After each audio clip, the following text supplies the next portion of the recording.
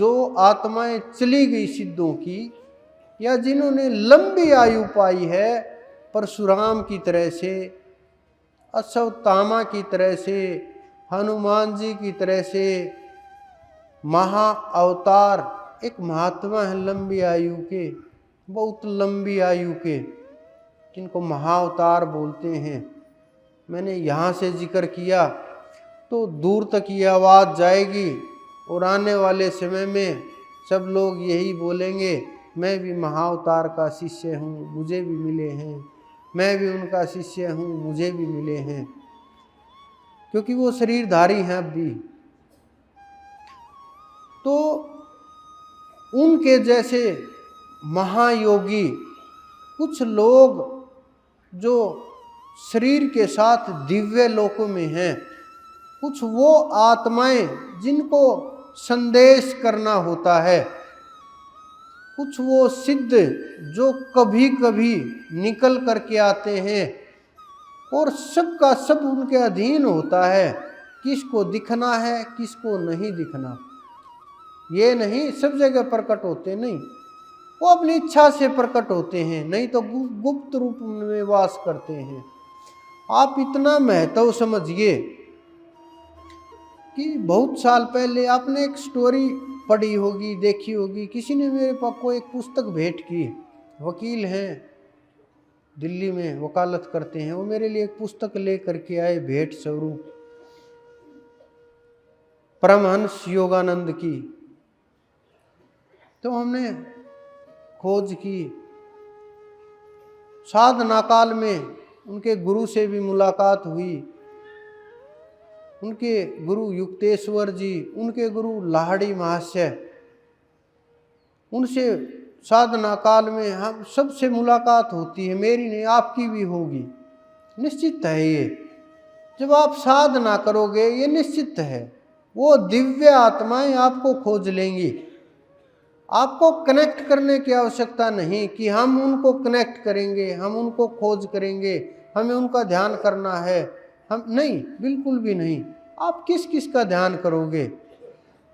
एकमात्र ध्यान कीजिए बस परम तत्व का, दूसरा आवश्यक नहीं किसी का भी, चाहे कोई सिद्ध हो, अवतार हो, चाहे कुछ भी हो, देवी हो, देव हो, कुछ भी हो, किसी का नहीं, एकमात्र उस परम तत्व का ध्यान कीजिए। उसका जब आप ध्यान करेंगे तो सब की सब दिव्य आत्माएं, जब आपकी आत्मा समर्थता की ओर बढ़ेगी, साक्षात्कार की ओर बढ़ेगी, अपने आप की ओर बढ़ेगी, वो आत्माओं को पता चलता है, क्योंकि वो इस ब्रह्मांड के अंदर नजर, पूरे ब्रह्मांड के ऊपर नजर है उनकी, उनकी अपनी गति है, उनका शब्द है, उनका तेज है, उनको एहसास होता है कि कौन सा शब्द गूंज रहा है। जब कोई दिव्य आत्मा जन्म लेती है तभी वो आत्माएं अपना कार्य शुरू कर देती हैं गुप्त रूप से। बहुत जब गहराई तक जाएंगे तो उन्होंने जो बहुत दूर तक जिनके नाम हैं संतों के, महात्माओं के, उन्होंने उनका दिव्य रूप से गुरुपद स्वीकार करके उनको सिद्ध किया है, लेकिन वो उन नामों को गुप्त रखा गया ताकि लोग उनका नाजायज इस्तेमाल ना करने लगे, संसार के अंदर उनके नाम से भ्रम ना फैलने लगे, कहीं उनके नाम से कोई पंथ मजहब और ना चल जाए। इस कारण से अनेकों कारण होते हैं उन दिव्य आत्माओं के, वो गुप्त रूप से रहती हैं, संकेत करती हैं, मदद करती हैं, जरूरत हो तो वो साक्षात प्रकट हो करके उपदेश करती हैं। तो उनके जो गुरु थे युक्तेश्वरानंद गिरी, वो लाड़ी महाशय के पास बैठे हुए थे, ज्ञान विज्ञान में संपन्न थे और खोज इतनी तेज थी, उन्होंने कहा कुंभ में जाना तो व्यर्थ ही है, कि बहुत लोग बोल देते हैं, मैं भी कई बार बोल देता हूँ, आप लोग भी कई बार बोल देते हो, इतनी भीड़ में क्यों जाना है। तो राम श्यामाचरण ने उनको बोला कि तुम कुंभ में निवास करोगे। गुरु का आदेश था। गुरु का आदेश साधक के लिए वो शब्द होता है जो पार ले जाता है जीव को। जीव के अंदर किंतु परंतु समाप्त हो जाते हैं और किसी भी प्रकार का शर्म, लज्जा, डर, भय, अपनी बुद्धि बंद गुरु के आदेश के आगे। वो समझते थे गुरु तत्व को। जो लोग साधना के लिए आए हैं मेरे पास या और सिद्धों के पास जहाँ भी गए हैं, वो इस चीज़ को भली भांति समझ सकते हैं। जिन्होंने संतों का जीवन पढ़ा है या संतों का जीवन के ऊपर खोज की है या चाहे 2 कदम चलने की कोशिश की, वो शब्द का महत्व जानते हैं। तो उन्होंने कहा कि कुंभ में निवास करना है। मन में के अंदर ये विचार था कि कुंभ में कुछ नहीं है, यहाँ तो बेवकूफ़ों का टोले इकट्ठे हो रखे हैं, लोग नहा रहे हैं, जा रहे हैं, कुछ नहीं है यहाँ। यहाँ जो दिख रहे हैं ये ऐसा कुछ नहीं है। जो बैठे हुए हैं पदों के ऊपर, मठों के ऊपर, आश्रमों में, इन्हें कुछ नहीं पता है। सामने दिख रही थी सारी चीज़ें, लेकिन वो रहस्य से थोड़े से दूर थे। वो कुंभ में इस प्रकार का विचार लेकर के टहल रहे थे।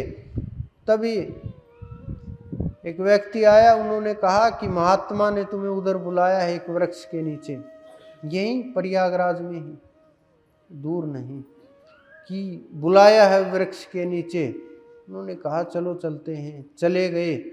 वहाँ एक युवा संत बैठे हुए और वो उपदेश कर रहे, नाम से पुकारा युक्तरे। उन्होंने उसको उस समय स्वामी की उपाधि दी कि स्वामी युक्तरेश्वरानंद आइए। तो वो स्वामी की उपाधि दी। तो उन्होंने कहा मैं तो स्वामी नहीं हूँ। उन्होंने कहा मैंने जिसको उपाधि दी वो दे दी, और मैंने जो बोल दिया मैं वापस नहीं लेता। बड़े कठोर से शब्द थे। उन्होंने सुना, कुछ देर बात की।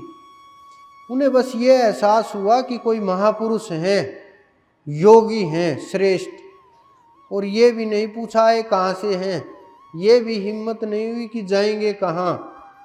बस प्रार्थना की और उन्होंने कहा कि महाराज मेरे लिए क्या आदेश है। उन्होंने कहा मैं चाहता हूँ तुम एक पुस्तक लिखो। उन्होंने कहा जो आदेश, ये कह करके निकल गए।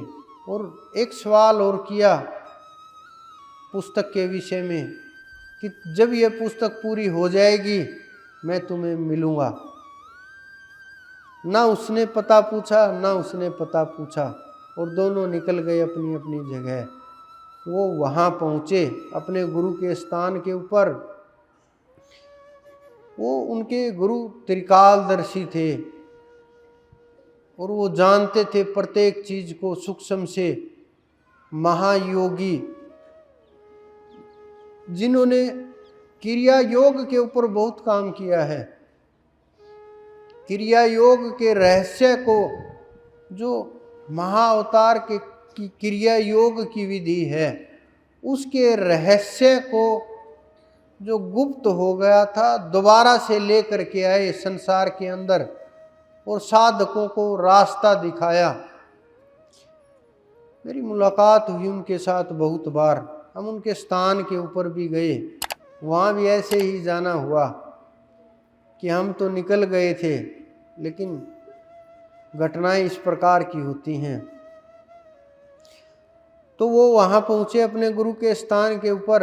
उन्होंने कहा कि ऐसे ऐसे महात्मा मिले थे, उन्होंने यह आदेश दिया। वो मुस्कुराने लगे और कहा वो महागुरु हैं, वो मेरे गुरु हैं। उन्हें एकदम प्रायश्चित हुआ कि बात भी नहीं कर पाए। उन्होंने कहा दोबारा मुलाकात जरूर होगी, वो बोल के गए हैं। उन्होंने पुस्तक लिखी, लिख करके और वो ले करके गए। वो बहुत खुश हुए और आमने सामने एकदम से मुलाकात हुई। कुछ वस्तु नहीं थी, उनका मान सम्मान के लिए कुछ और नहीं था। उन्होंने कहा मैं कुछ खाने पीने की व्यवस्था करता हूँ, इतना बोला और वो इधर निकले, दोबारा से नहीं मिले। ये इस प्रकार की घटनाएं मैं नहीं कहता, ये वर्णन की गई हैं चीज़ें। ये आप लोगों के सामने है सब कुछ, कि वो चीज़ें बहुत घटनाएं होती हैं इस प्रकार की।